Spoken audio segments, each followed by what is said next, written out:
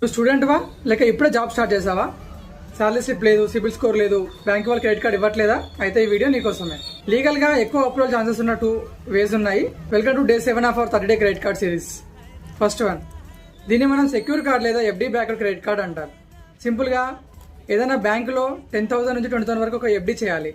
So ఆ ఎఫ్డిని సెక్యూరిటీగా తీసుకొని బ్యాంక్ వాళ్ళు మీకు ఒక క్రెడిట్ కార్డ్ ఇస్తారు విత్ 80 to 100% లిమిట్తో.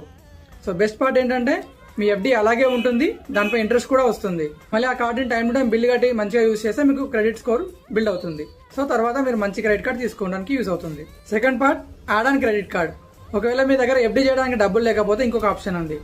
అదే మీ ఫ్యామిలీ మెంబర్స్ ఎవరికైనా క్రెడిట్ కార్డ్ ఉంటే సో వాళ్ళ పేరున మీరు యాడ్ ఆన్ కార్డ్ తీసుకోవచ్చు. కానీ గుర్తుంచుకోండి, మీరు చేసే స్పెండ్స్ అన్ని ప్రైమరీ హోల్డర్కే బిల్లులోకి వస్తాయి. లేట్ పేమెంట్ అయితే వాళ్ళ క్రెడిట్ ప్రొఫైల్ పై ఇంపాక్ట్ పడుతుంది. So rule number 5, credit history లేకపోతే సెక్యూర్ కార్డ్తో స్టార్ట్ చేయండి. క్రెడిట్ స్కోర్ బిల్డ్ అయిన తర్వాత మంచి రివార్డ్ పాయింట్స్ లేదా cash back cards, premium cards తీసుకోవడానికి చాలా ఈజీ అవుతుంది.